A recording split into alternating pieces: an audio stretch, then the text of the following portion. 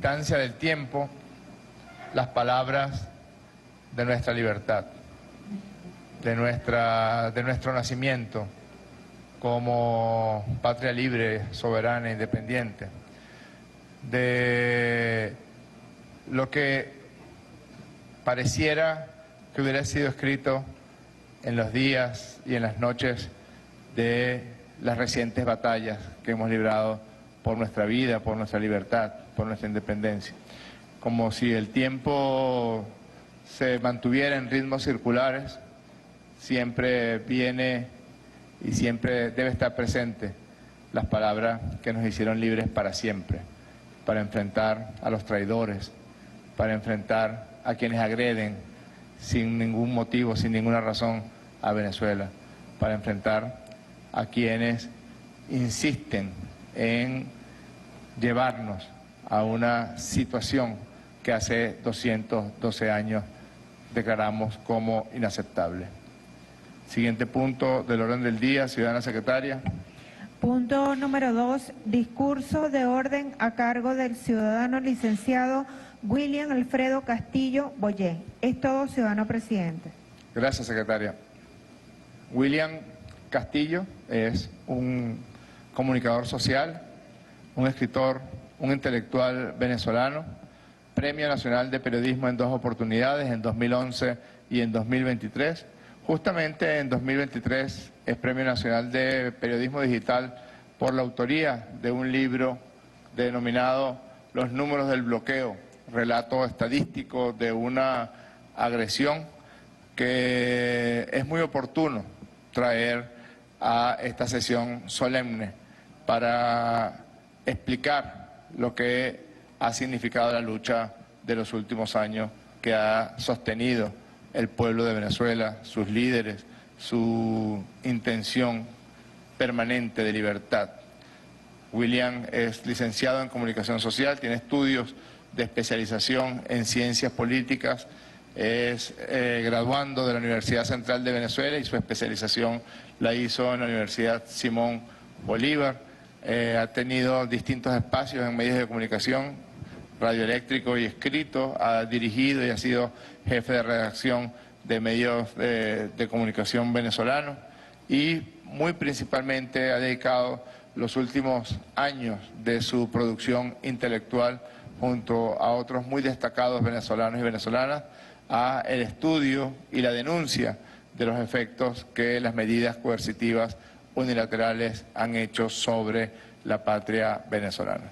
Sin más y con profundo agrado y también agradecimiento porque sabemos de lo enjundioso de su estudio y de su desarrollo, dejamos en el derecho de palabra y lo invitamos a ocupar la tribuna de oradores a nuestro querido amigo William Castillo Boyé.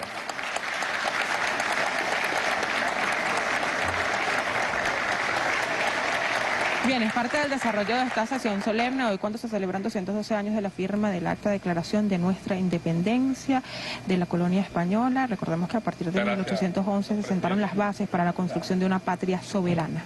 Gracias, señor presidente.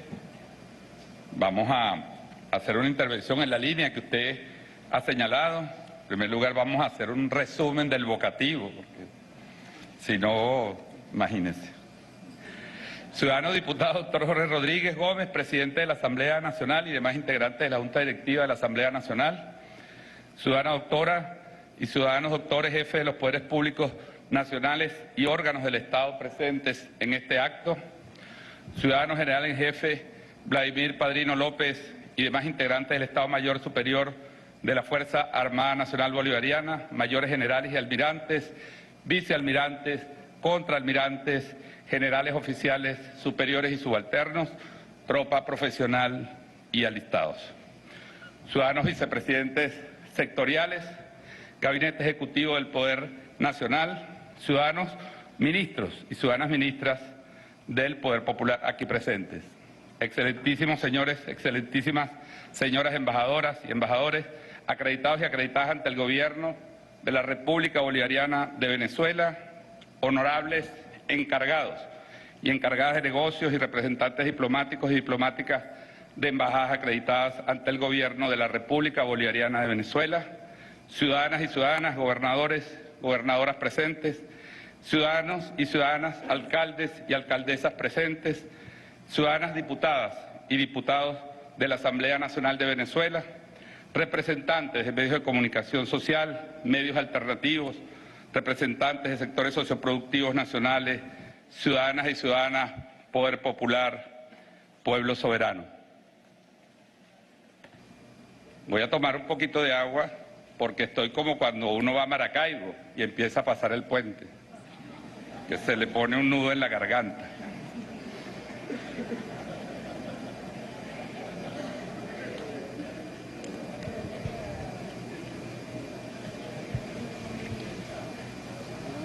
Antes de comenzar quiero, con su permiso, señor presidente, enviar a la Fuerza Armada Nacional Bolivariana un mensaje de apoyo por el lamentable accidente durante la preparación de los actos conmemorativos del 5 de julio.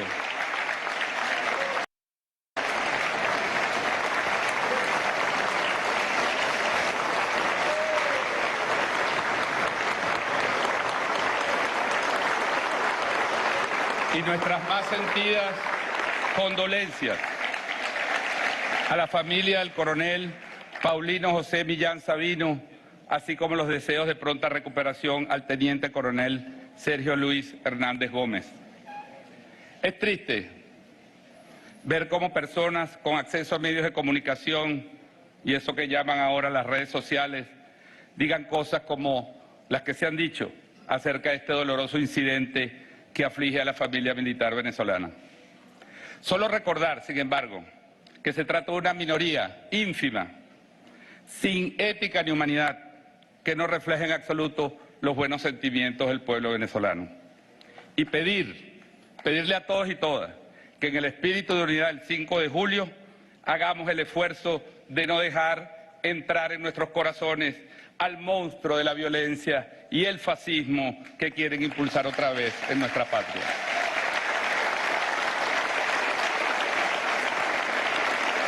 Gloria eterna a los hombres y mujeres de la Fuerza Armada que son nuestro pueblo en armas. El 5 de julio de 1811 es un día luminoso, uno de los más radiantes de nuestra historia. Aquella mañana cerca de aquí, en la entonces iglesia de Santa Rosa de Lima, el Supremo Congreso de Venezuela, como hemos escuchado, nacido de los sucesos de abril, declaró la independencia absoluta de Venezuela. Recogiendo el sentimiento popular y rompiendo el silencio en toda la América española, un grupo de venezolanos en colectivo alzó la voz y declaró al mundo que nos constituíamos como pueblo libre y soberano en una sola nación. Ese día empezamos a dejar atrás la larga y dolorosa noche colonial. Fue el día en que vimos por primera vez en el espejo de la historia nuestro rostro. Dejamos de ser para otros y empezamos a ser para nosotros y nosotras. ¿Cuánto influyeron en aquella acción las injusticias del ruinoso sistema colonial? ¿Cuánto hubo de hastío por tener que servir a un rey imaginario, como dice el acta, que había vendido su reino? ¿Cuánto influyeron los intereses de las élites mantuanas, hay que decirlo, por acrecentar su poder en aquella coyuntura? ¿Cuánto pesaron las pugnas imperiales que se trasladaban al Nuevo Mundo en la búsqueda de territorios y recursos? ¿Cuánto contribuyeron al 5 de julio las ideas y acontecimientos revolucionarios de aquella época? ¿Cuánto influyeron la acción y el pensamiento de una generación de hombres y mujeres que Pedro Graces ha dicho personalidades de primer orden en la historia de América Latina? Son temas sobre los cuales los historiadores e historiadoras han debatido largamente. Y aquí está hoy mi historiador favorito, al cual ruego indulgencia si digo alguna locura. De todas maneras, la historia siempre se corrige a sí misma. De lo que no cabe duda es de aquel gesto embrionario, tumultuoso y caótico, movido por diversas y complejas razones, expresó nuestra firme voluntad de vivir como una comunidad de hombres y mujeres libres. Andrés Bello escribió que la sociedad venezolana se había dado cuenta de que debía prescindir de las andaderas. Siguiendo a Enrique Dussel, al filósofo Enrique Dussel, la sociedad venezolana podría decirse que expresó una potencia política de vida, y que esa potencia se expresó en un acto de creación histórica. El Acta de Independencia, que es la manifestación de esa voluntad, es pues un documento fundacional, constancia histórica de un pueblo que desde entonces lo único que quiere es vivir libre, en paz y a su manera.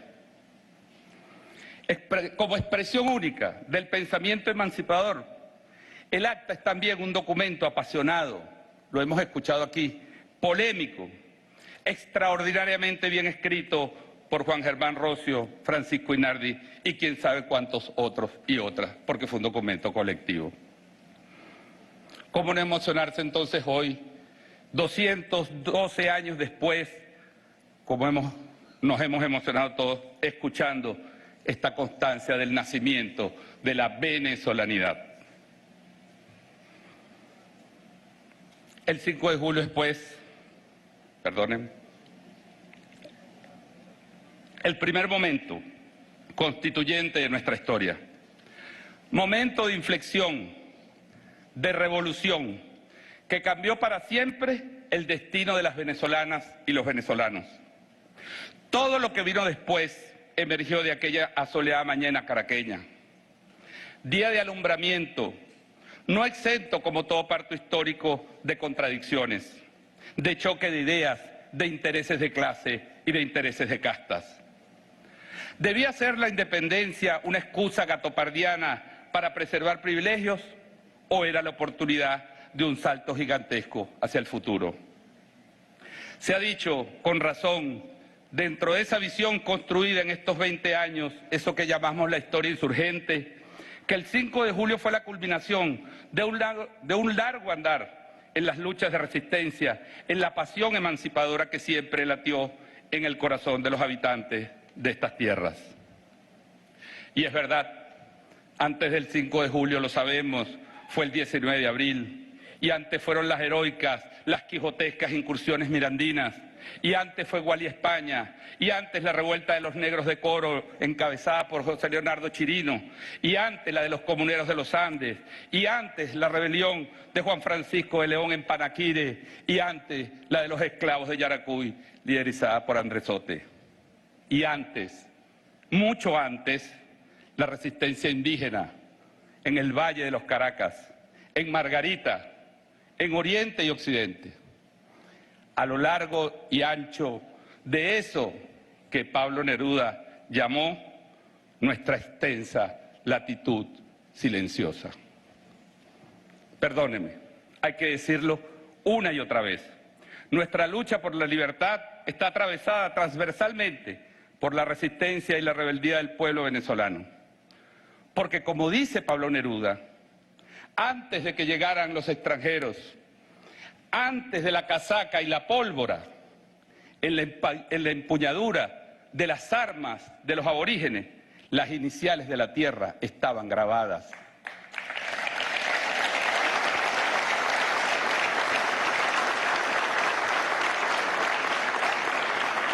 Reivindico el 5 de julio entonces como el momento que recogió esa historia de lucha y la convirtió en un acto creador de patria.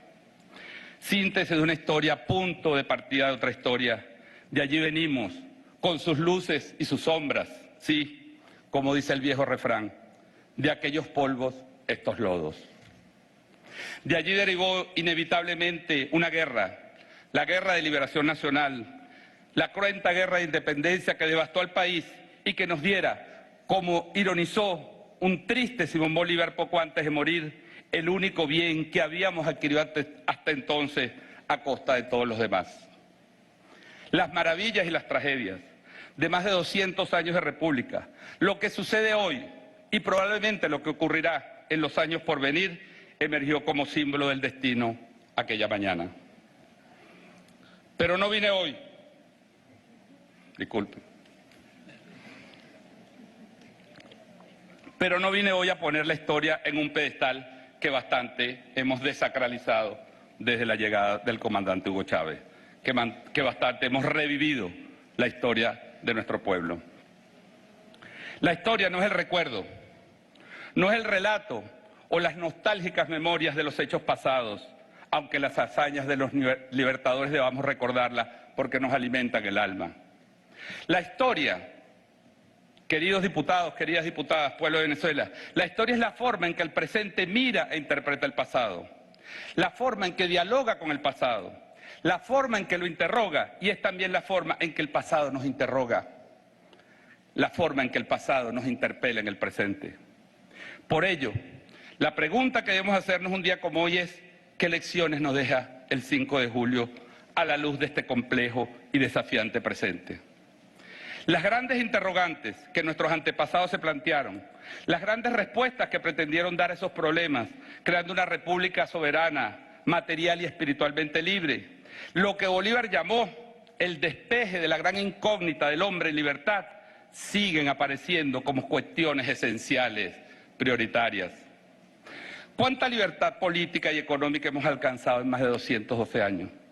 ¿Cuánta justicia social, cuánta inclusión, cuánta igualdad tenemos hoy? ¿Cuánto nos falta por avanzar? ¿Cuán independientes y soberanos somos? ¿Cómo es la justicia que se imparte en Venezuela y con cuánta justicia impartimos esa justicia? ¿Cuántos y cuáles derechos hemos alcanzado? ¿Cuán efectivos son esos derechos? Son las mismas preguntas en tiempos históricos mediados por 2 siglos.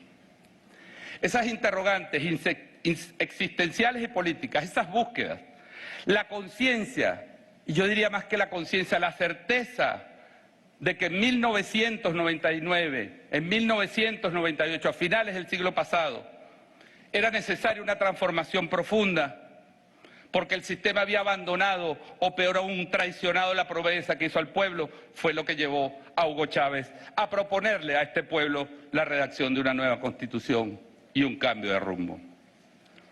Es así nuestra Constitución, que se deriva en esta larga historia un texto que es mucho más que una carta de derechos.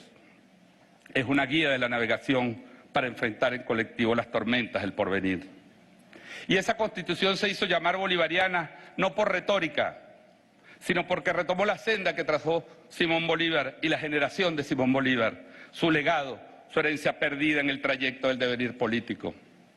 Los grandes temas de la patria, las preocupaciones esenciales de ayer y de hoy siguen sobrevolando sobre nuestras cabezas como una manada de pájaros. Soberanía, independencia, derechos humanos, derechos de los pueblos originarios, de los afrodescendientes, de las mujeres, de las y los trabajadores, de los niños, niñas y adolescentes, derechos de la tierra, bienestar y felicidad social, economía mixta, redistribución de la renta, participación y protagonismo popular, Estado social de derecho y justicia, misiones, poder comunal, diversidad política y cultural, búsqueda del equilibrio del universo. He allí la agenda de la Constitución de 1999. Una larga historia, una misma historia. Hace 212 años, pues, Venezuela comenzó a deshacer los nudos que la ataban como apéndice al Imperio Español. Pero hoy, en el distópico siglo XXI, en este mundo de guerras híbridas, de redes sociales e de inteligencia artificial, ¿cómo se transforman las formas de dominación? ¿Hacia dónde evolucionan los esquemas de control hegemónico que subyacen en las relaciones internacionales? ¿Cómo se reorganiza la geopolítica, el equilibrio de poder, en eso que la literatura marxista llamó la división internacional del trabajo? ¿Cómo afrontamos como pueblo los complejos problemas del presente, internos y externos, mirando desde el aquí y ahora los sucesos del pasado? Es sobre esto último que quiero hoy en voz alta entregar al país algunas reflexiones. Con permiso.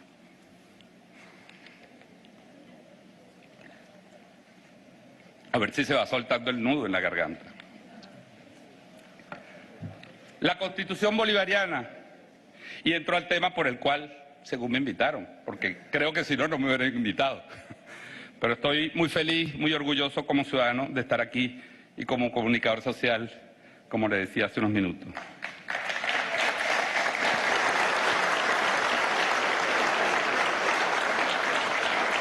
La Constitución bolivariana, esa joven de poco más de 20 años, queridos compatriotas, está hoy bajo ataque. La democracia, el Estado, el pueblo venezolano, la economía venezolana están bajo ataque.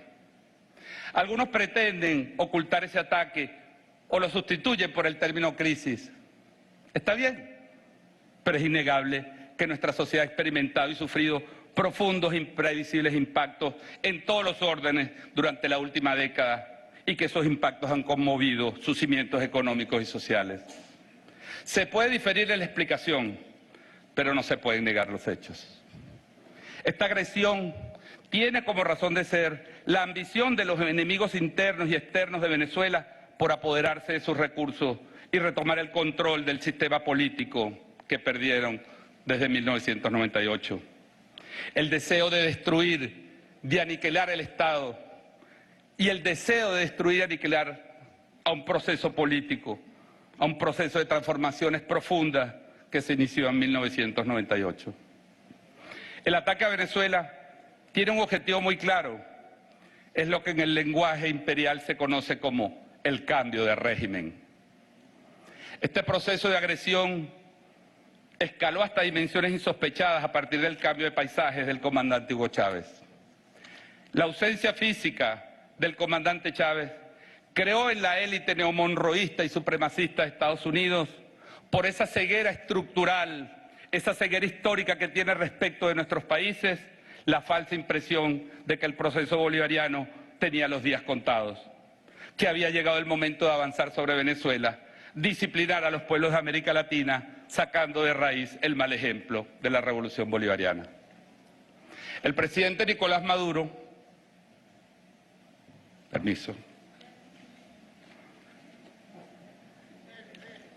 el presidente Nicolás Maduro lo ha dicho medio en broma y medio en serio, como habla él muchas veces.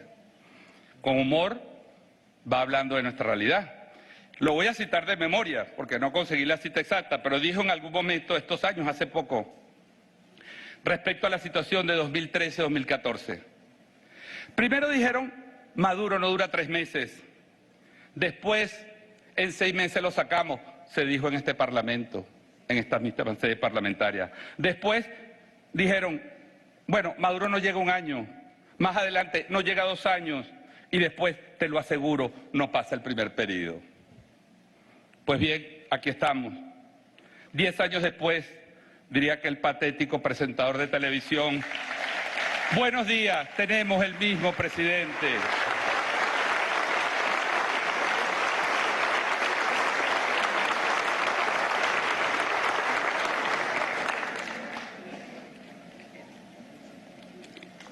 Esto no se trata, ustedes lo saben, el país lo sabe, esto no se trata de una persona.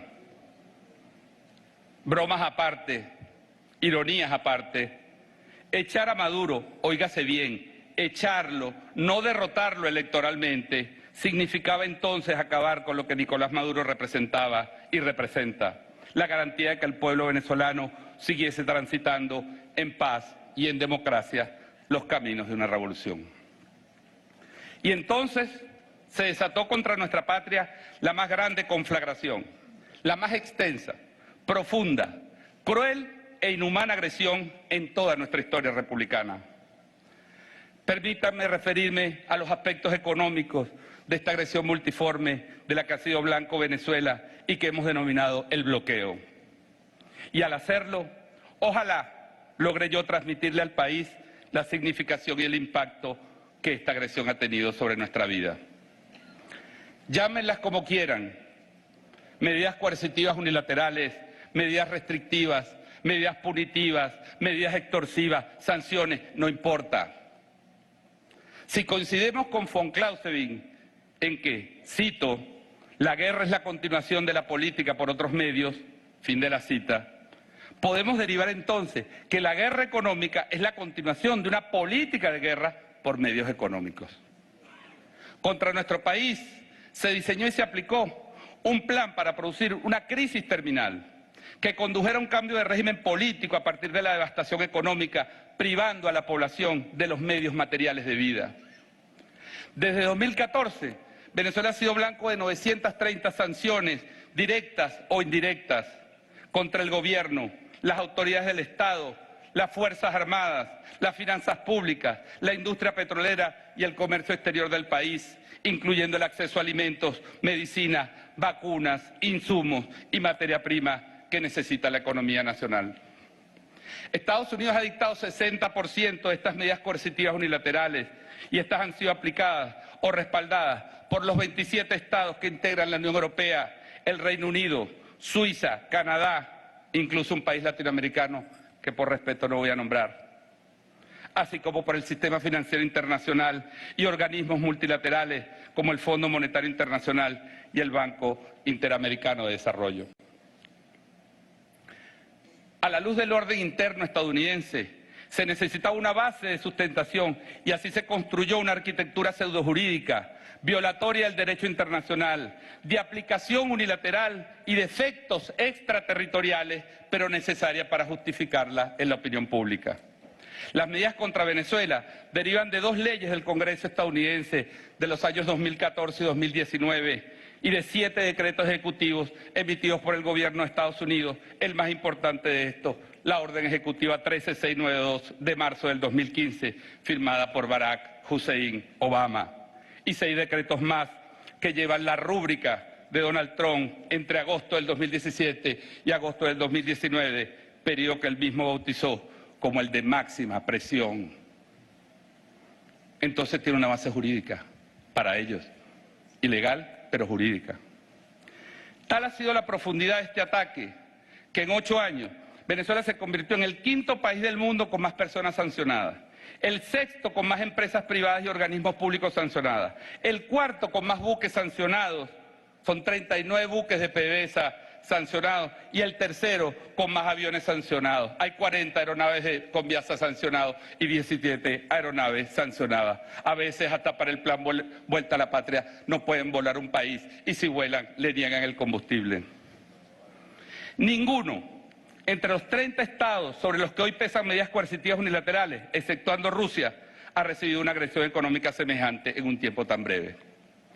La agresión comenzó en 2013, antes de que formalmente se impusieran sanciones, mediante la estrategia de asfixiar financieramente al país.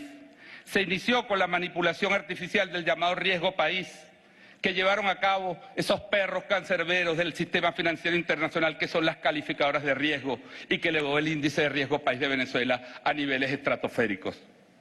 El objetivo era deteriorar severamente el valor de la deuda venezolana, aumentar los costos para la República y cerrar por la vía de los hechos el acceso a los mercados financieros.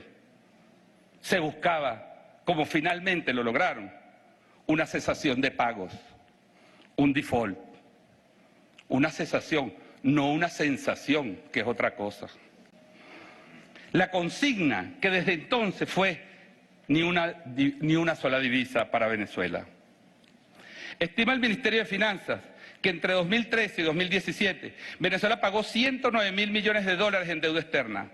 A cambio, no recibió una sola divisa y vio cómo el valor de su deuda se derrumbaba.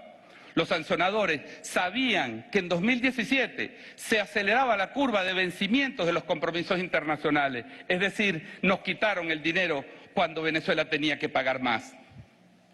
Y no había ninguna sola sanción todavía. Hace unos días, muchos se escandalizaron y otros fingieron indignarse con el video de Donald Trump, en el que confiesa que su única intención hacia nuestro país fue siempre apropiarse del petróleo venezolano y por eso nos llevó al borde del colapso.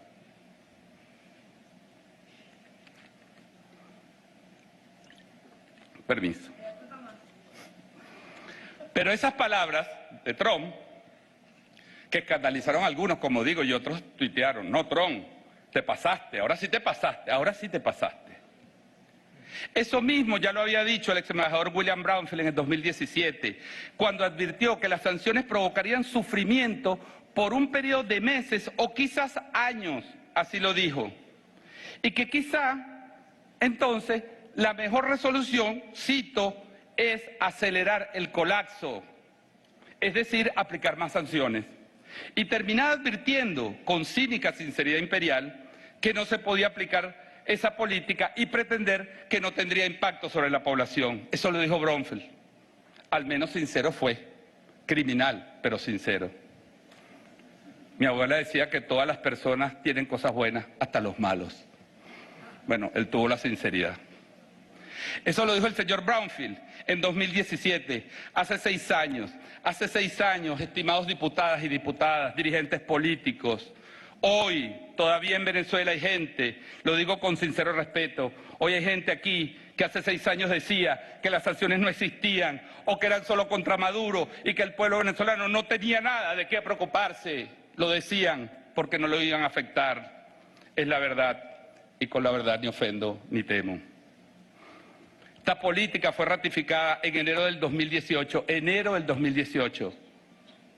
en un comunicado del Departamento de Estado en Internet y borrado pocas horas después.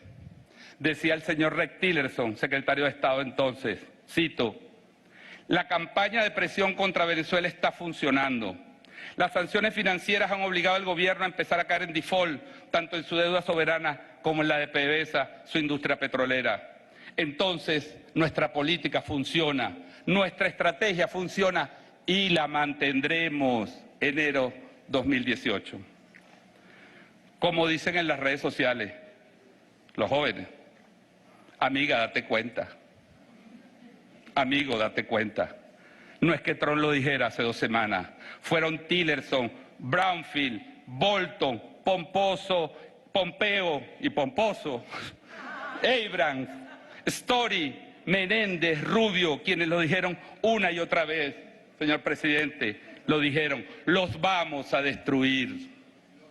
Y había gente aquí que metía la cabeza como el avestruz. No pasa nada, no se preocupen, no pasa nada, eso es con Maduro. Mientras, en nuestro país, aún hoy, hay personas, incluso precandidatos y precandidatas presidenciales, que practican el negacionismo de las sanciones y dicen, por el contrario, que lo que hay que hacer es poner más para seguir presionando a la dictadura. ¿En qué país vive esa gente? ¿Qué tiene en el alma esa gente? Vuelvan al 5 de julio. Hubo allí intereses, visiones enfrentadas y facciones, y aún así fueron capaces de dar juntos un paso para el futuro de la patria. Son estas expresiones obscenas, gravísimas, que el presidente Nicolás Maduro ha calificado como las confesiones de un crimen. Sí, es un crimen terrible, imperdonable, un crimen de lesa humanidad. Y así, a sabiendas de que el crimen, que estaban cometiendo un crimen, se lanzaron una orgía sancionatoria a partir de 2017, atacando el corazón económico de nuestra patria, la industria petrolera y el sistema financiero público. Debido a las sanciones, la producción petrolera se contrajo 72% entre 2015 y 2022. Venezuela pasó de producir un promedio de 2.5 millones de barriles diarios a producir en su punto más bajo, en junio de 2020, 340.000 barriles. Hoy está en recuperación. Lo llevaron a un punto más bajo que durante el paro sabotaje petrolero, querido Diosdado. A un punto más bajo que durante el paro petrolero. Más allá de las crisis de precios en el mercado petrolero, no hay duda de que la principal causa de esta caída fue la sequía de recursos producidas por el bloqueo financiero. Cálculos del Ministerio de Finanzas señalan que Venezuela dejó de producir entre 2015 y 2022 un total de 3.993 millones de barriles de petróleo. Esta caída le generó a PDVSA pérdidas por 232.000 millones de dólares. Ponga atención a este número, pueblo de Venezuela. 232.000 millones de dólares en 8 años. Ese es el monto que nuestra industria petrolera y el país dejaron de percibir por el bloqueo y las sanciones. Como era previsible, el despiadado ataque a PDVSA y el bloqueo al financiamiento externo rápidamente se tradujeron en una contracción brutal de los ingresos del Estado.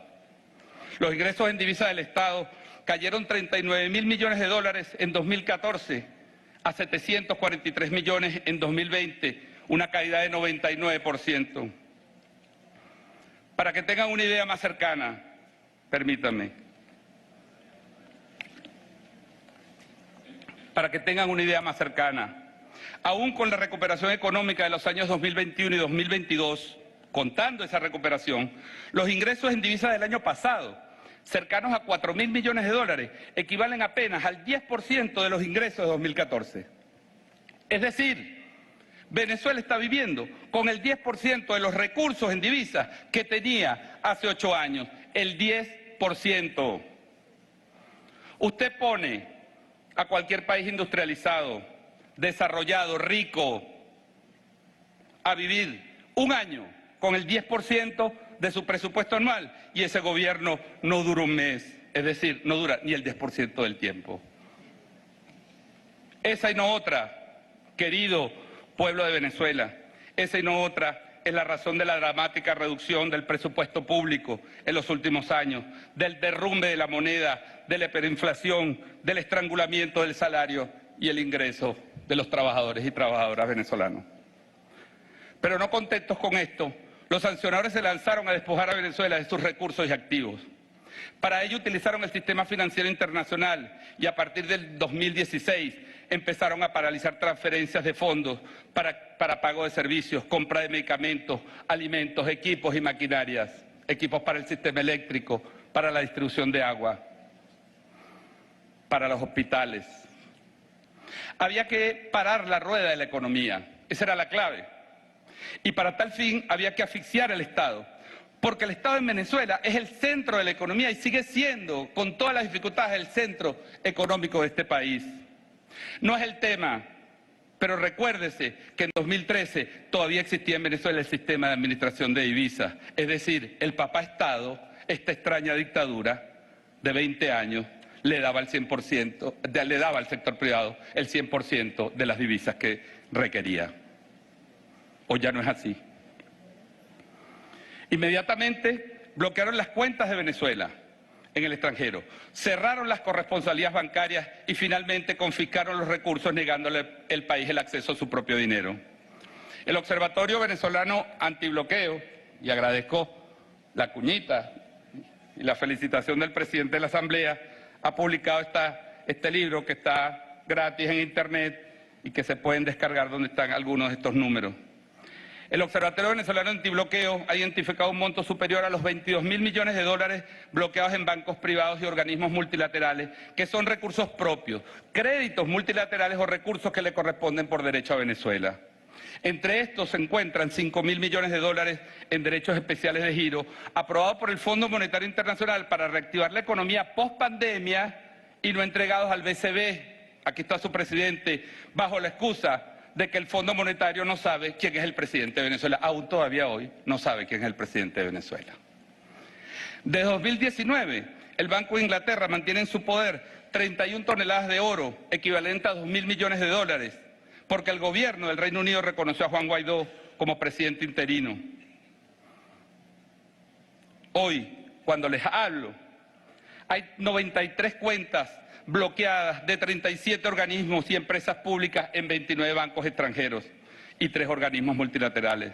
Son recursos líquidos o semilíquidos que servirían para la educación, para la salud, para las misiones, para las grandes misiones, y que Venezuela no puede acceder porque no puede, porque están bloqueados.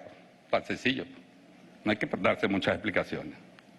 Desde 2017 fuimos excluidos del sistema de mensajería interbancaria, SWIFT, por una alerta de un organismo estadounidense llamado FinCEN, que dijo que las operaciones del gobierno venezolano eran sospechosas, y entonces todos los bancos nos cerraron las puertas.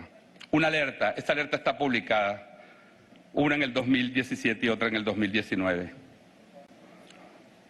Con una medida, como dice la vicepresidenta de la República, con un botón, paralizar la vida financiera de cualquier nación. Por eso es que hay que salir del dólar. Una escala superior.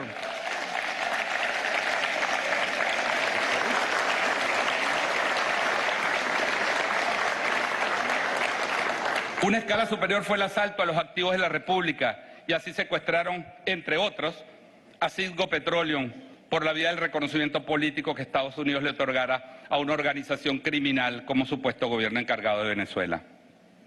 No voy a extenderme sobre este caso, diputadas, no quiero aburrirlos. Es un hecho bochornoso, inenarrable y que no tiene precedentes como acto de traición a la patria por parte de un grupo de ciudadanos venezolanos y venezolanas. Solo quisiera recordar que Citgo es el 7º complejo refinador con presencia en los Estados Unidos. Es el 7º complejo energético de la economía estadounidense. Tiene 3 refinerías, 4.200 estaciones de servicio y está subvalorada, diría yo, en 13.000 millones de dólares. Pero como no se sabe ahorita cuánto vale porque la tienen ellos en sus manos, bueno. Una empresa que es propiedad de todo el pueblo venezolano, de todo el pueblo venezolano, y que hoy está en manos meritócratas de la gente del petróleo, ese grupo de patriotas venezolanos que en el año 2002 paralizaron durante 60 días la industria petrolera, le entregaron el cerebro informático de PDVSA a la CIA y le produjeron en el año 2002 20.000 millones de dólares en pérdidas al país. 18 puntos cayó el PIB por el paro petrolero. Esto ha sido peor que el paro petrolero. El último capítulo de esta escabrosa historia, que parece sacada de Los Miserables de Víctor Hugo, es la emisión de la licencia 42 de la OFAC, la Oficina de Control de Activos del Departamento del Tesoro de Estados Unidos, donde autoriza ya no al interinato, sino a esa cosa que ahora se llama el parlamentariato. La nueva argucia pseudojurídica, el nuevo negocio, el nuevo invento, para que ese grupo de personas que tienen representaciones en varios partidos y varios precandidatos, por cierto, negocie con los acreedores de Citgo el remate judicial de Citgo. Esta es la nueva. Hay detrás de las sanciones, queridos diputadas, hay detrás de las sanciones una industria del saqueo. En ese tinglado de negocios y corruptelas están bancos internacionales, empresas de lobby, bufetes, partidos y dirigentes políticos, medios de comunicación y sobre todo una red de las llamadas ONGs, franquicias políticas que se lucran y sirven de cobertura humanitaria al robo de los activos de los países sancionados. Estos no son ni fríos números ni simples datos. Como dice el teórico estadounidense de las sanciones, el señor Richard Neuhaus, actual zar anticorrupción de Estados Unidos, Richard Neuhaus dijo, las sanciones deben causar dolor y deben aplicarse donde más dolor causen.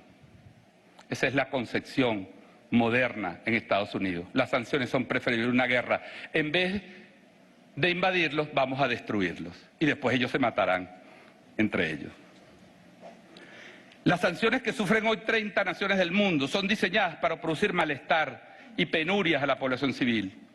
Por eso, a Libia no solo la bombardearon y mataron a su presidente, sino que también le robaron 400.000 millones de dólares de sus reservas. Y por eso a Rusia, a raíz del conflicto militar con Ucrania, le han bloqueado 300.000 millones de dólares de sus reservas en divisas occidentales. Producto del bloqueo económico, la economía venezolana dejó de producir bienes y servicios por un monto de 642.000 millones de dólares entre 2015 y 2022, Padre Numa. 642.000 millones de dólares. Son bienes que no se produjeron. Son servicios que no se prestaron. Son salarios que no se pagaron. ¿Dónde estaría la economía venezolana? ¿En qué nivel estaría el salario en Venezuela si se hubiese podido producir en estos años 642.000 millones de dólares producidos en nuestra economía? Y sí, como era esperable, esto tenía que producir severos impactos sobre la calidad de vida y los derechos humanos del pueblo venezolano. Por supuesto que tenía que ser así, era inevitable. Lo ha dicho la relatora especial de las Naciones Unidas para Medidas Coercitivas Unilaterales, la doctora Elena Duhan, que estuvo aquí 11 días, visitó las escuelas, visitó los hospitales, se reunió con el gobierno, se reunió con la oposición, se reunió con los empresarios y después elaboró un informe extraordinariamente claro. Y dice ella, entre otras cosas, las sanciones han afectado severamente el acceso de los venezolanos a los alimentos, a las medicinas y la calidad de los servicios públicos en Venezuela. Han afectado el ejercicio de los derechos humanos, la movilidad, el funcionamiento de la empresa privada y han dañado la cohesión social, forzando a un grupo numeroso de ciudadanos a migrar a países vecinos. Eso lo dice la relatora de Naciones Unidas, experta en el tema. Esa política de crueldad se extendió incluso durante la pandemia, cuando el Banco de Inglaterra se negó a entregar 300 millones de dólares del oro retenido que fueron solicitados por el Banco Central para comprar vacunas. Y el Banco de Inglaterra esgrimió una carta enviada por un bufete que se llama Arnold & Porter. Y Arnold & Porter decía en esa carta al Banco de Inglaterra: mi cliente, el señor Juan Guaidó, no autoriza esa operación. Su cliente. Ustedes lo saben. El país lo sabe. Bajo la guía de Hugo Chávez, Venezuela se convirtió junto a Cuba en el país latinoamericano que cumplió más rápido las metas del milenio. El que más avanzó en materia de igualdad social, que redujo la desigualdad. 25% de la riqueza de los sectores más ricos fue transferida a la clase media, a los sectores más pobres, en 12 años de revolución bolivariana, en el periodo de los gobiernos de Hugo Chávez. Y nos ubicamos en el primer nivel, en el primer vagón, en el índice de desarrollo humano. Pero ese modelo había que destruirlo y las sanciones era la mejor manera de destruir eso para producir el cambio de régimen. Dos economistas estadounidenses, Mark Weisbrot y Jeffrey Sachs, incluso ya algunos economistas de oposición, pero no los cito aquí para que no rayarlos. Pero algunos economistas de oposición, qué increíble, después de tantos años, pero bueno, está bien, chévere, ¿verdad? Nunca es tarde para arrepentirse. Pero estos economistas estadounidenses, que de chavistas tienen lo que yo tengo de astronauta, han dicho que las sanciones en Venezuela operaron como un castigo colectivo al pueblo venezolano.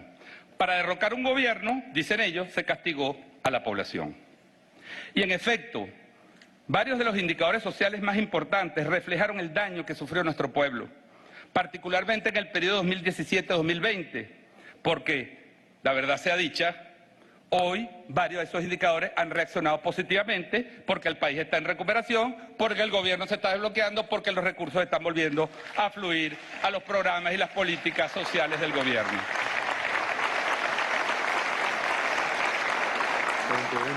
Pero no es mentira cuando se dice que creció la mortalidad materno-infantil o que cayó la cobertura de vacunación porque nos bloquearon las vacunas en algunas enfermedades graves, o que aumentó la prevalencia de otras enfermedades porque se fueron de aquí los laboratorios y se fueron de aquí las empresas que traían materia prima para fabricar medicamentos o traían directamente los medicamentos. Más de 60% cayó la distribución de medicamentos entre el 2017 y el 2020 en Venezuela. La clave de eso, esos son hechos reales, pero la clave es entender el contexto. Las sanciones sí son un crimen, un derecho que se ha cobrado en vidas, en aumento de enfermedades, en separación de familias, en migración, en angustia social. Qué fácil es hacer discursos sobre las carencias de dotación de la infraestructura hospitalaria. Qué fácil es hacer discursos sobre los problemas en el sector salud, obviando el contexto del bloqueo.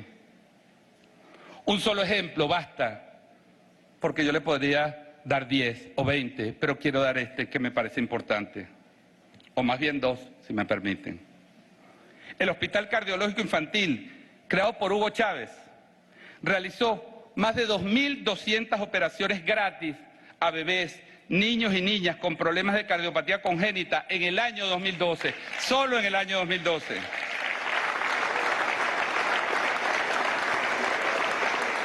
Esa cifra cayó a menos de 200, de 1.200 a menos de 200 en los años duros del bloqueo, por la negativa de los proveedores a vender repuestos, realizar mantenimiento o actualizar el software a equipos de alta tecnología.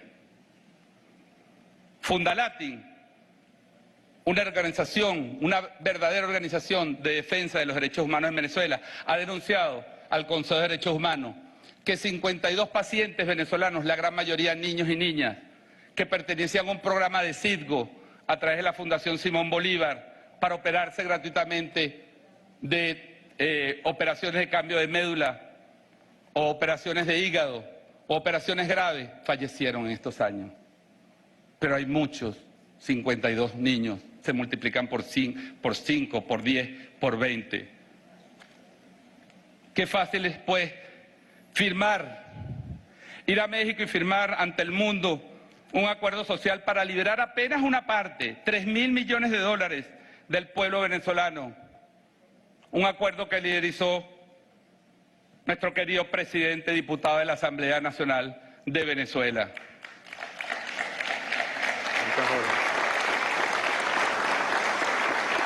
Pero digo que es fácil es ir y firmar y ponerse un traje y declarar y luego hacerse los locos y no ir a hablar con sus jefes, con sus amos del norte y decirle, mira chicos, vamos a cumplir la palabra. ¿Hasta cuándo vamos a incumplir la palabra que hemos empeñado y que firmamos ante el canciller de México, ante los representantes del Reino de los Países Bajos, el representante de la Federación de Rusia y sobre todo ante todo el pueblo de Venezuela?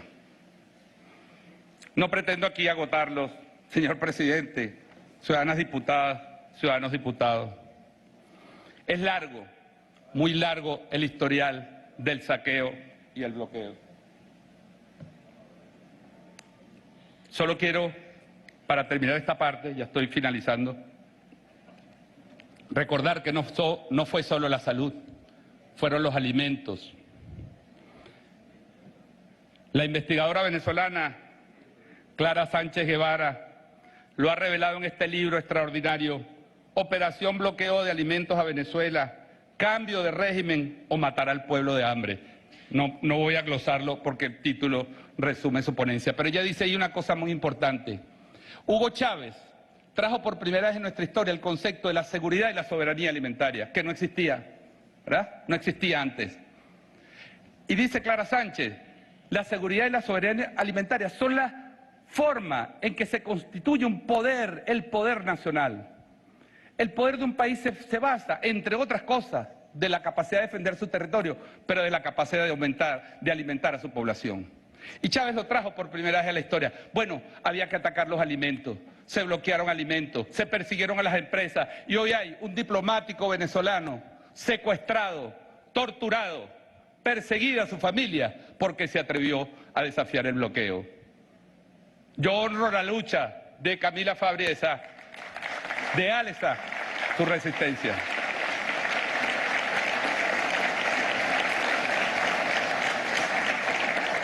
Falta mucho por documentar e investigar sobre estos años de miseria y agresiones, un periodo que Jorge Luis Borges no dudaría en incluir en su historia universal de la infamia.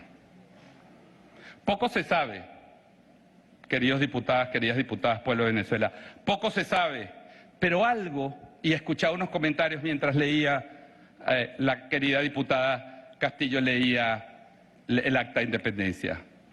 La Primera República, esa que nació el 5 de julio, pero que había empezado realmente el 19 de abril, ¿verdad? Fue también bloqueada, fue también coercionada. Se restringió el comercio de alimentos, empezaron a llegar menos alimentos. A partir de abril de 1810, empezaron a llegar menos alimentos. Claro, ahí hay una guerra, ahí se van a matar. El discurso hoy en Venezuela, bueno, no comercies con Venezuela porque ¿qué se están matando? También fue un bloqueo diplomático.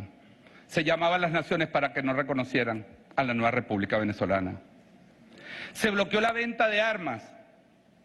Y por eso el ejército de la Primera República, además de toda la historia que se ha contado sobre sus aciertos o fracasos o problemas al conducir esa primera etapa de la guerra, se le impedía a Venezuela. Se declaraba Estados Unidos neutral, pero le vendía armas a España y a los conspiradores, pero no a la República. Entonces la República fue aislada y bloqueada, sí. Y esa es la razón por la cual, después del 5 de julio, Simón Bolívar, Andrés Bello y Francisco Miranda van a Londres a buscar ayuda, a buscar desbloquear, y la ayuda le fue negada. Y es la razón por la cual Juan Vicente Bolívar va a los Estados Unidos a buscar ayuda, a buscar armas, y le fue negado. Qué casualidad, chicos, estos socios. Esto no lo digo yo,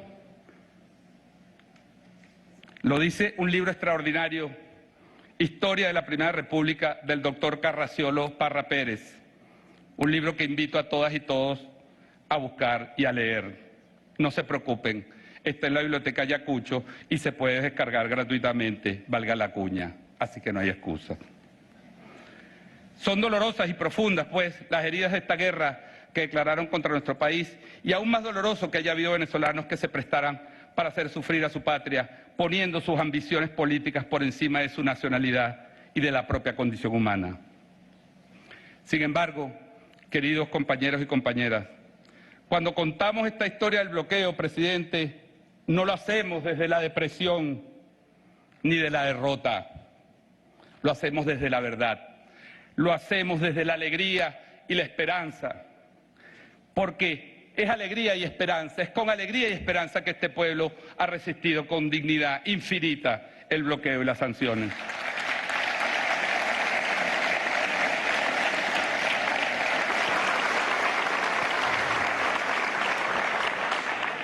Gracias por la pausa. El 5 de julio de 1811 fue un día pues de unión nacional. Más allá de diferencias, algunas irreconciliables, como se demostraría después lamentablemente, prevaleció aquel día un sentimiento, la idea de que podemos y debemos ser un solo cuerpo en la nación, en medio de la diversidad política. Podemos serlo, sí podemos serlo. Tenemos que empeñar a serlo. El pasado 23 de enero, en esta misma tribuna, el presidente Nicolás Maduro convocó a la unidad nacional para enfrentar el bloqueo. Y dijo el presidente, cito, ahora sí lo cito exactamente para no meterme en problemas con él: llamo a todas y todas a seguir movilizados permanentemente, a lograr la unión de toda la nación en contra de las sanciones criminales que torturan el cuerpo económico y social de Venezuela. Basta de bloqueo y persecución, dijo el presidente Nicolás Maduro.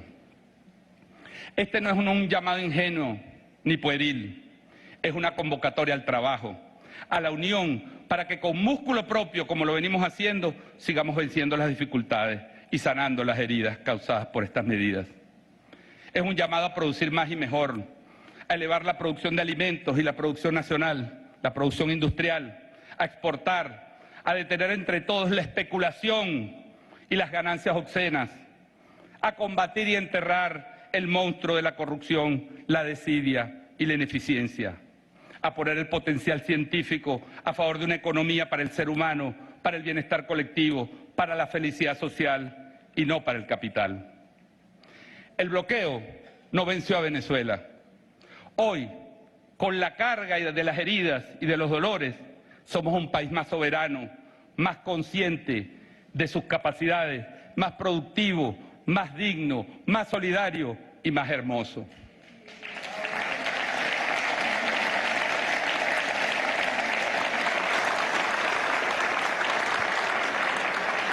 Pero es verdad también, señor presidente, es verdad también que aún no hemos vencido el bloqueo totalmente. Hemos empezado a recuperarnos. Y el bloqueo sigue condicionando hoy y va a condicionar lamentablemente en los próximos años el desarrollo del país. Para terminar, quisiera recordar y reflexionar sobre las frases de dos poetas. Cuando estaba en pleno desarrollo la Guerra Civil Española, el poeta Miguel Hernández escribió: quien se para a llorar, quien se lamenta contra la piedra hostil del desaliento, quien se pone a otra cosa que no sea el combate, no será un vencedor, será un vencido lento. Frente a las agresiones, frente a las sanciones, los venezolanos y venezolanas no nos pusimos a llorar, no nos apoyamos en la piedra hostil del desaliento, nos pusimos a trabajar.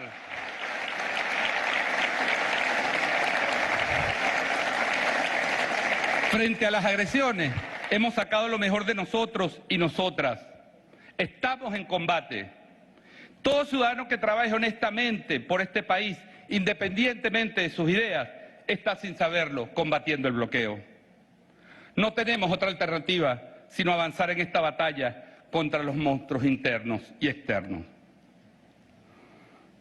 Al recibir el Premio Nobel de Literatura del año 71, el gran poeta de América, Pablo Neruda, dijo que a veces, cito, a veces debemos atravesar la soledad y la aspereza, la incomunicación y el silencio, pero para llegar al recinto mágico en que podemos danzar la danza de la conciencia de creer en un destino común. Y culminaba su discurso en Suecia diciendo: nuestras estrellas principales, nuestras estrellas primordiales son la lucha y la esperanza, pero no hay lucha ni esperanza solitarias. Solo con una ardiente paciencia conquistaremos la espléndida ciudad que dará luz, justicia y dignidad a todos los hombres y mujeres. El 5 de julio de 1811 nació la patria venezolana. Bolívar murió viendo, triste y solo, cómo se derrumbaba el sueño de esa patria. Pero Hugo Chávez no. Y como nos lo recordó el comandante Chávez en su despedida el 8 de diciembre de 2012, hoy tenemos patria, hoy tenemos patria, hoy tenemos patria.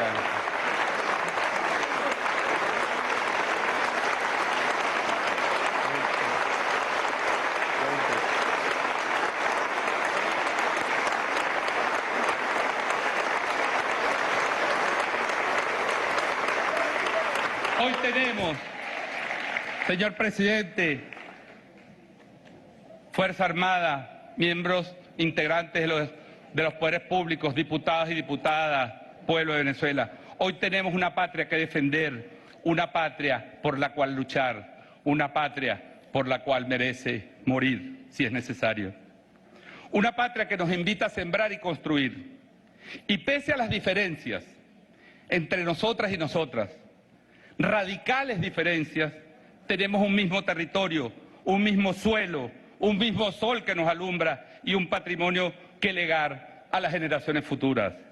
Por eso, señor presidente, estoy convencido de que con la ardorosa paciencia de nuestro pueblo, pueblo poeta, juntos en el espíritu de la unión, con el ejemplo del 5 de julio en nuestro corazón, más temprano que tarde, Venezuela vencerá el bloqueo y seguirá construyendo la patria de luz que nos dará paz, justicia y dignidad que soñaron los libertadores. Muchas gracias.